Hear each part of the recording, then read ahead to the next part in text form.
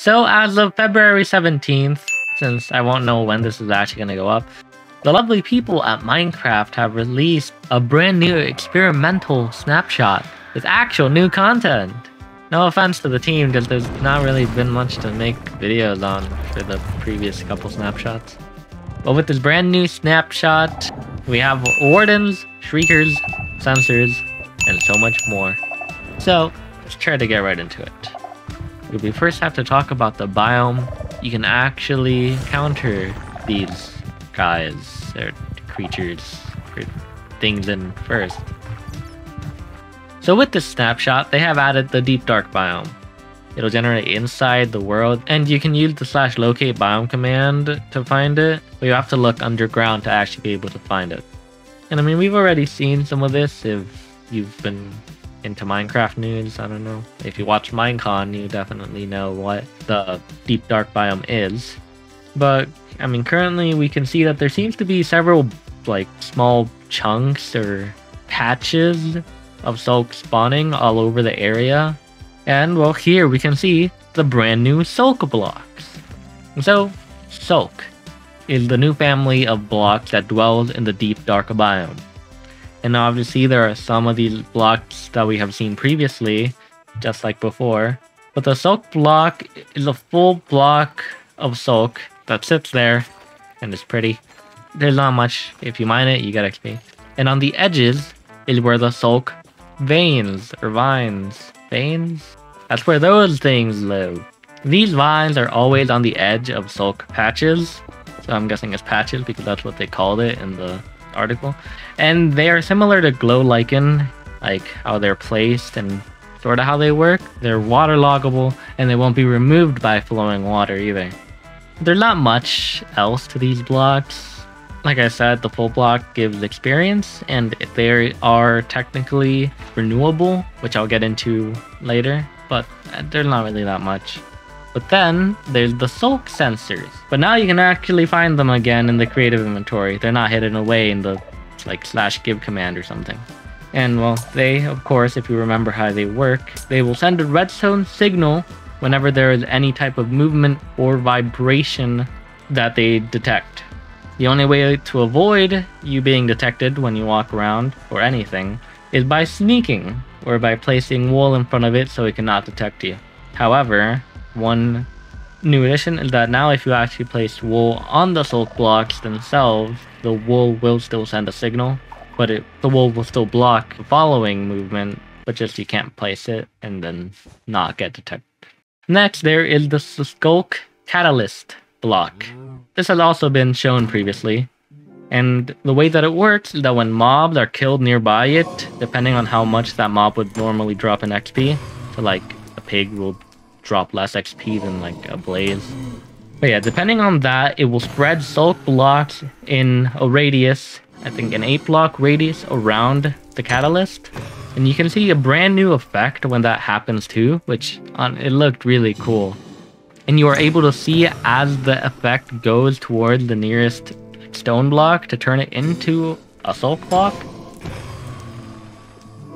Yeah, but any stone blocks that are nearby when the catalyst goes off will be turned into Sculk blocks. And apparently it can also spawn the Sculk sensor or the Sculk shrieker, which we'll get to. And well, lastly, like I mentioned earlier, the last block of the Sculk family is the Sculk screecher. And when any Sculk sensor gets a vibration when there is one of these shriekers nearby, the shrieker will be alerted, and it will then send a warning call to Wardens, which is how you will be able to spawn the cuddly fella. So whenever a Sculk sensor detects you, if there's a shrieker nearby, run. Because if you stay there, he will spawn from the ground, which honestly his spawning animation looks really cool. But if you remember what the Warden is, you're gonna be dead if you don't hide or get away. But anyways, yeah, as I previously mentioned, the Shrieker and the Sensor can be grown from Catalyst. And just so you know, all of the Sculk family blocks need Silk Touch in order to be harvested. Otherwise, you'll just get XP, which, I mean, you'll probably want the blocks because they seem interesting. And the correct tool that you need to use on them is the hoe. There is an amazing place where you can technically find all of these Sculk blocks called the Ancient City, which, if you watched Minecon, you also know a part about it. But we're gonna talk about the Warden first. I mean, we did just talk about him, of how he spawned, or how it spawned. So let's continue with that. This is the Warden. It has no eyes, so how does it see you? The Warden can detect you through vibrations the same way that the Sculk sensor does. And just like the sensor, sneaking can hide you from them. But apparently this dude has a nose. I don't see it, but apparently this dude has a nose and he can smell you. When the Warden can't sense any vibrations, but you are still nearby, he's gonna sniff you out, I guess, and then track you down. I didn't expect him to have a nose.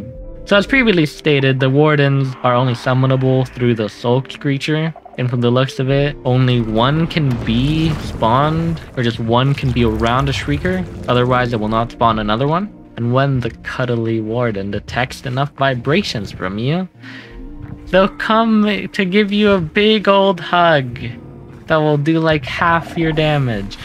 If they get angry enough, they'll charge right at you. And yeah, they can like two-shot you. I don't remember how many hits, but I mean, you'll be able to see me die in the video, so you'll know that they do a lot of damage. There's small hope, though, if the Warden is able to catch you, because not even a shield can save you. Because if you have a shield up and it hits you, it'll disable the shield, just like how the axe will disable the shield. And it's just better to just avoid the Warden altogether.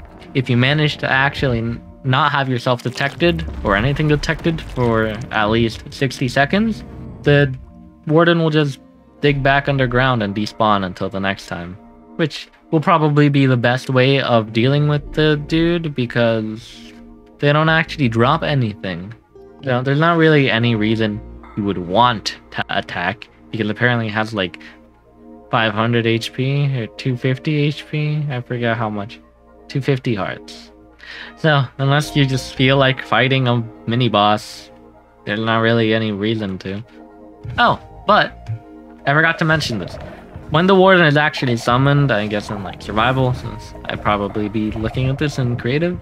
When you're actually in survival and the Warden is summoned, you will be affected with the brand new darkness effect. And the darkness effect will lower the gamma down to the equivalent of moody, apparently. And as you can see, it seems to pulse from darker tones. But you can actually adjust how much the darkness will affect you in the accessibility settings.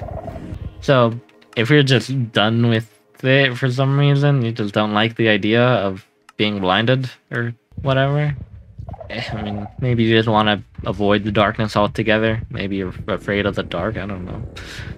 Because you can basically turn it off in the settings. That's basically it for the Warden, I think, as far as I know from what I researched in like a couple minutes. There is a place where you are more likely to encounter everything that I just went over. And it's the new ancient cities that have been introduced. And now they actually spawn. And they are found deep in the deep dark, and these structures have the possibility of spawning like wherever, I'm not sure. Pretty low down, obviously. But here, you can wander the halls of these long abandoned structures and uncover some relics long forgotten. Whatever that means. But obviously, a lot of Sculk blocks will spawn in these structures, rising the possibility that you will encounter a Warden. Because it's the deep dark, it's all in relation to that. However, the insides of the structures are actually made out of wool, so while you're inside, you have a lower chance to accidentally set off these alarms to spawn the Warden. But when you actually look for the chests in these structures, that's a different story. You are able to find several chests in the structure, obviously. Otherwise, why would you be coming here? But they are guarded by Sculk sensors and shriekers, which are making it harder. But are the chests even worth it? I mean, the loot table seems okay, I'm not sure. But this is the only place you will be able to find the brand new enchantment, being Swift Sneaking. And we'll continue with the Ancient City in a second, but we're gonna go over what the Swift Sneaking enchantment is.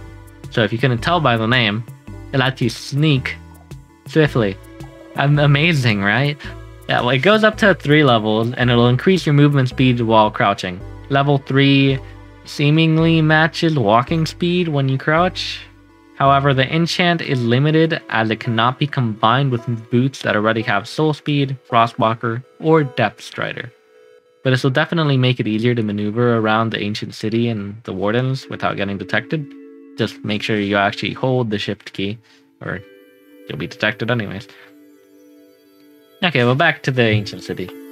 You can see that it is made out of a lot of blocks like Deepslate and Basalt, but there's a new Deepslate variant known as the Reinforced Deepslate, which cannot be obtained in survival and is completely blast resistant and not even able to be picked up when broken.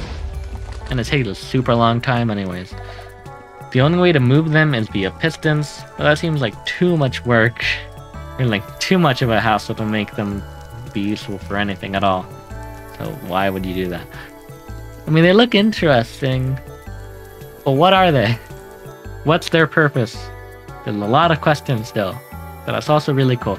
Anyways, lastly, well, probably not the most important part, just mobs can't actually spawn in the ancient cities. I mean, technically, if you're standing right still, doing nothing, you're completely safe. Unless like some bat flies through and then summons the Warden while you're AFK. But yeah, nothing can spawn in the ancient cities, which it makes sense because, like I said, if there were tons of mobs spawning all over the place, they'd probably be setting off all the Sculk sensors everywhere. But that's basically it.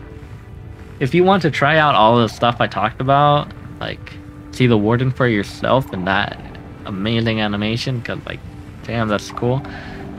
There's a guide in the Minecraft article on this snapshot, and I'll be linking that in the description below, so that you can download it and play by yourself. But yes, but you do have to install it separately. It is not just a snapshot that you find in the launcher. But yeah, that's it. And I am very excited to see more of this future update. For one, I got future videos to make. I won't be posting nothing. I mean, I'll probably miss one here or there, but still, more videos. And there's still a lot of questions to be answered. There's still a lot that we don't know, and a lot that could be coming. So I can't wait. Hopefully this isn't like the only actual snapshot that adds new content, and like there's gonna be like a couple months gap before we get the next one with content, or whatever.